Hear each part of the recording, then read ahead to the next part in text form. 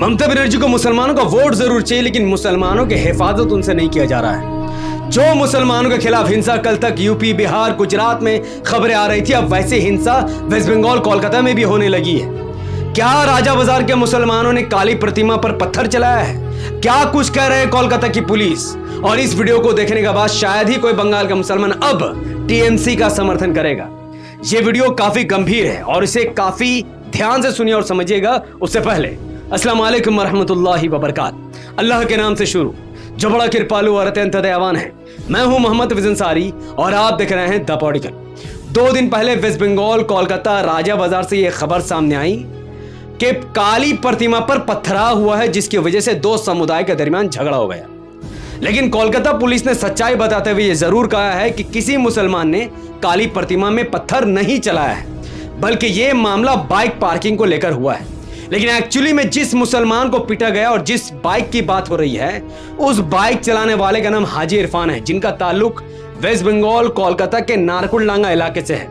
इन्होंने local TV channel को interview देते हुए कहा, जिनका नाम हाजी इरफान है, ये कहते हैं कि इनको नारकुलडांगा से जब रोजमर्रा के काम से ये काकुड़काची यानी हिंदू बहुल इलाके की तरफ जब जा रहे थे, जैसा कि वो रोज जाते हैं, लेकिन 2 दिन पहले जब ये गए तो इनको दाढ़ी टोपी मुसलमान को देखकर उकी बुकी चुकी कोई वहां का गुंडा मवाली है, उसके लोगों ने इनको रोका, 3-4 थप्पड़ इनको लगा दिए बिना कुछ कहे, बिना कुछ सुने। इतने में भी जब उसका मन नहीं भरा तो उस हिंदुत्व गुण ने इनके ऊपर कुत्ता छोड़ दिया, जिनसे इनको जख्मी हुए। फिर इन्होंने अपने भाई को फोन किया। जब उनके भाई वहां पहुंचे तो ये उकी बुकी गुंडे मवाली के लोगों ने उसके भाई पर भी हमला किया और उनको गंभीर रूप से घायल किया। इसके बाद क्या था? इसके बाद आप जानते हैं वेस्ट बंगाल में मुसलमान को क्या हाल है। ना ममता ने उनको जॉब दिया और ना उनके पास कोई रोजगार है। तो ये खबर फैलने लगी और नारकुलडांगा से 100-200 मुसलमान कोई देखने पहुंचा और कोई बात करने पहुंचा, कोई हमला करने नहीं गया था। लेकिन क्या वो उलट उन्हीं के ऊपर बोतल चला, उन्हीं के ऊपर हमला हुआ और वहीं के मुसलमान जख्मी हो गए, क्योंकि वो लड़ने तो गए नहीं थे और ना ही उनको कोई उम्मीद थी कि उनके ऊपर क्या होने वाला है। तभी कोलकाता की पुलिस पहुंची। ये जो भीड़ आप वीडियो में देख रहे हैं ना, ये पूरी मुसलमानों की भीड़ है और कोई हमला करने नहीं गया था, सिर्फ देखने गए कि क्या हुआ है। और उन्हीं के ऊपर पथराव हुआ, उन्हीं के ऊपर बोतल फेंके गए और वहां के लोग जख्मी भी हुए। खैर, कोलकाता पुलिस ने आनन फानन में मामले को ठंडा किया, क्योंकि कुछ ही दूर में पूजा पंडाल भी था, तो यह मामला कुछ अलग रूप ना ले ले, इसीलिए कोलकाता पुलिस ने अच्छा काम किया। दूसरे दिन यह मामला ठंडे होने की जगह बीजेपी समर्थकों ने और हिंदुत्व गुट ने एक और काम किया। उसी लेन में जो ऑटो चल रही थी, ऑटो चालकों को उतारा गया और मुस्लिम भेज देखकर, जैसा इंटरव्यू वहां के लोगों ने दिया लोकल चैनल्स पर, उन्होंने कहा कि उनसे जय श्री राम के नारे लगाने पर मजबूर किया गया। अब होना तो यह चाहिए था कि कोलकाता पुलिस सिविल वर्दी में ऑटो में बैठती, सिविल कपड़ों में ऑटो में बैठ जाती और देखती कि कौन ऐसी शरारतें कर रहा है जिसको गंभीर रूप से सजा देने की जरूरत थी। लेकिन कोलकाता पुलिस ने उस लाइन की ऑटो को ही बंद करवा दी। यानी मुजरिम को पकड़ने की जगह रोजी रोटी पर ही वार कर दो, क्योंकि ज्यादातर जो ऑटो चलाने वाले मुसलमान हैं, ममता बनर्जी ने तो कोई जॉब दिया नहीं उनको, तो क्या करते? घर चलाने के लिए ऑटो ही चलाते हैं और उनके ऑटो पर ही पाबंदी लगा दी। लेकिन इस तमाम मामले पर कुछ टीएमसी के चापलोस भी पहुंच गए। बहुत सारे मौलवी, मौलाना जो कहते हैं कि बीजेपी को हराओ, ममता को लाओ, वो कहते हैं कि नहीं, ऐसा कुछ हुआ ही नहीं, किसी मुसलमान को जय श्री राम कहने पर मजबूर नहीं किया गया, ऐसा कुछ हुआ ही नहीं है, ये मामला एक नॉर्मल है। जबकि ये मामला नॉर्मल नहीं है, ये मामला हिंदू मुस्लिम नहीं है। मैं बिल्कुल नहीं कह रहा ये मामला हिंदू मुस्लिम। हिंदू मुस्लिम तब होता है जब 2 समुदाय लड़ते हैं। यहां पर 2 समुदाय लड़ ही नहीं रहा भाई, यहां पर तो सिर्फ मुसलमान को मारा गया और हिंदू नहीं मार रहा है, हिंदुत्व गूंज मार रहा है। बंगाल का हिंदू तो बंगाली है बेचारा, दुनिया का सबसे अच्छा कोई इंसान होगा तो बंगाली है ना। वो लड़ता है, झगड़ता है, बल्कि सिर्फ तरक्की करता है। यहां पर बीजेपी के गुंडे हैं, हिंदुत्व गूंज है, उकी बुकी चुकी पता नहीं कौन है, और इसके खिलाफ एफआईआर लिखी जा चुकी है। लेकिन कोलकाता पुलिस ने क्या अब तक उस गुंडे मवाली को अरेस्ट किया जिसने एक मुसलमान को मुसलमान होने की वजह से मारा है? और इन तमाम चीजों का ताल्लुक मिथुन चक्रवर्ती से। ये तमाम कांड जिस वक्त हुआ है, उससे कुछ ही दिन पहले मिथुन चक्रवर्ती ने एक जहरीले भाषण दिए थे, जो आपको सुनना चाहिए। हमारे यहाँ एक लीडर बोलता है कि हम 70% मुस्लिम है, 30% हिंदू, हम इनको काट के भागीरथी में बहा देंगे। तुम काट के भागीरथी में फेंक दोगे, लेकिन एक दिन आएगा जब हम तुमको काट के भागीरथी। मिथुन चक्रवर्ती वेस्ट बंगाल में, जहां पर ममता बनर्जी की बहुमत से मुसलमानों की वजह से सरकार है। हाँ, मुसलमान का बहुत बड़ा हाथ है उनके सरकार होने में। और उस बंगाल में मिथुन चक्रवर्ती इतना भड़काऊ भाषण दे रहा है जैसा भड़काऊ भाषण आज तक बीजेपी के बड़े नेताओं ने भी नहीं दी। फिर भी मिथुन चक्रवर्ती के खिलाफ ममता बनर्जी की सरकार और उनके पुलिस ने कोई एक्शन नहीं लिया है। और ना एक्शन लेने की वजह से क्या हुआ, आज बीजेपी समर्थक ये जो उगी चुगी बुगी वुगी जो व्यक्ति है, जो गुंडा मवाली है, उसने मुसलमान को मुसलमान होने की वजह से मारा। अगर मिथुन चक्रवर्ती पर, भारतीय जनता पार्टी के नेता पर अगर ममता बनर्जी की सरकार सही एक्शन ले लेती, उसको जेल में भेजा देती, उसकी कुटाई करवाती जेल में, तो आज किसी की हिम्मत नहीं होती कि मुसलमानों को मारता। एक नेता स्टेज में चढ़कर भड़कीले भाषण देता है, कुछ ही दिन बाद उन्हीं के गुंडे मवाली मुसलमानों को मुसलमान होने की वजह से मारते हैं। और यहां पर कोलकाता पुलिस उनको पकड़ने की जगह, भाई ये जो फौज उतरी हुई थी ना पुलिस की, ये कोई हिंदू इलाके में नहीं थी। मैं मुंह खोलकर कहूंगा ये नारगुड़लगा में खड़ी थी। वो नारगुड़लगा जो कि 90% जहां मुसलमान, 90 क्या 99% मुसलमान रहते हैं। तो पुलिस वहां क्यों खड़ी थी?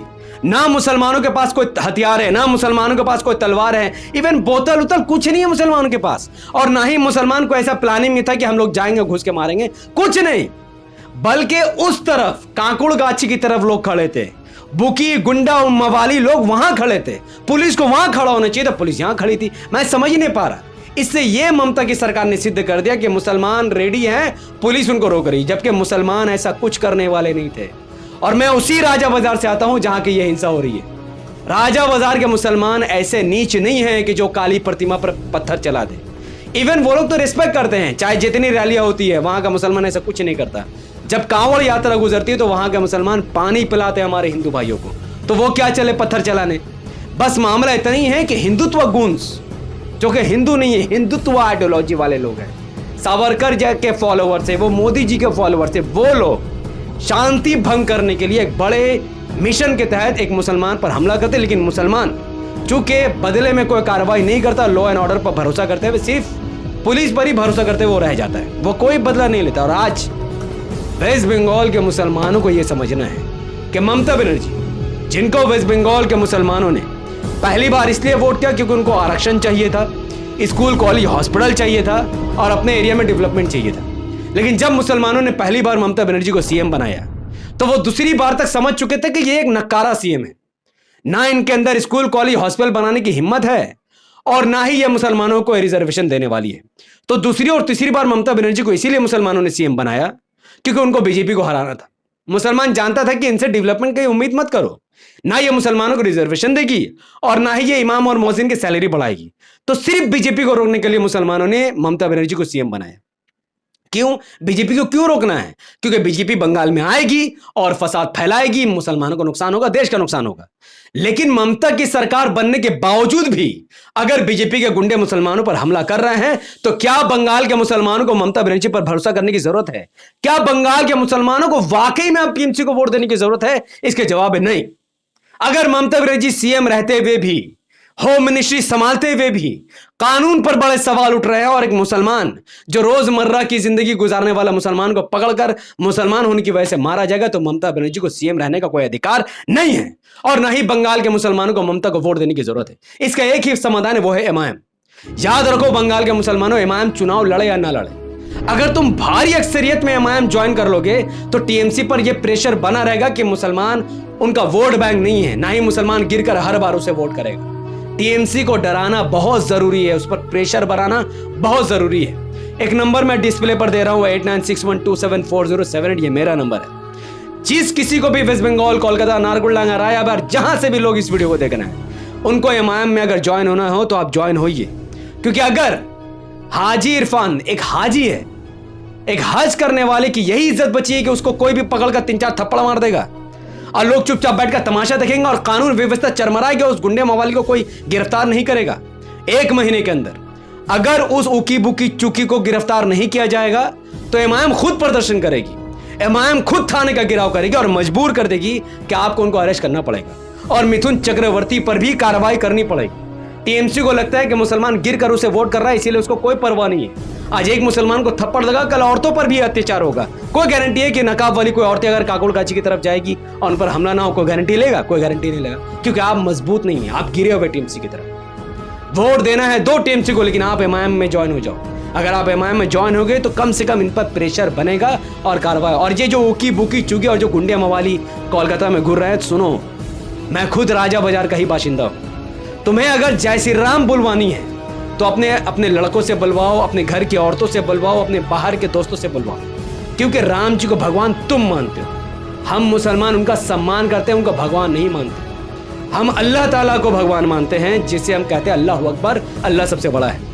लेकिन नारकुल डांगा राजा बाजार का कोई मुसलमान किसी हिंदू को पकड़कर आज तक ये नहीं कहता है कि तुम अल्लाह अकबर कहो, क्योंकि हमारा धर्म हमें ये नहीं सिखाता है। तो मुसलमानों को जय श्री राम के नाम पर मारकर अपने भगवान को बदनाम मत करो। और अगर फिर भी तुम्हें किसी मुसलमान को पकड़कर जय श्री राम बुलवाना है तो याद रखो, मुसलमान आज टीएमसी के साथ और तुम्हें लगता है कि टीएमसी तो तुम्हारा कुछ बिगाड़ेगी नहीं, कल हालात ये नहीं रहेंगे, हालात बदलेंगे, मुसलमान मुत्तहिद होगा, एमआईएम बंगाल में उभरती हुई ताकत बढ़ेगी, तब तुम जेल के अंदर सड़ोगे। इसलिए अपने करतूत से बाज आ जाओ। तुम्हें नेता बनना है तो अच्छे अच्छे काम करो, गुंडा मवाली बनकर नेता बनने की कोशिश मत करो, इससे देश का कोई भलाई नहीं होगा। स्कूल कॉलेज हॉस्पिटल की बात करो और नेता बनो, गुंडा मवाली बनकर नेता बनने की कोशिश मत करो, वरना कोलकाता की पुलिस तुम्हें गिरफ्तार करेगी, ये लिख कर तुम रख लो। इस वीडियो को जितना हो सकता उतना ज्यादा शेयर कीजिए ताकि कोलकाता की पुलिस उन दंगाइयों के खिलाफ कार्रवाई कर सके जिन्होंने बंगाल में शांति भंग करने की कोशिश की। इस वीडियो को लाइक कीजिए, शेयर कीजिए, कमेंट कीजिए।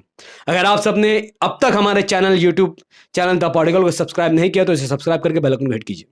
अगर आप सब इस वीडियो को हमारे फेसबुक चैनल द पॉलिटिकल पर देख रहे हैं तो इसे लाइक और फॉलो करके 5 बड़े ग्रुप में शेयर कीजिए और मुझे अपनी दुआ में याद रखें। बहुत बहुत शुक्रिया। अस्सलाम वालेकुम व बरकात। मैं था मोहम्मद हफीज अंसारी।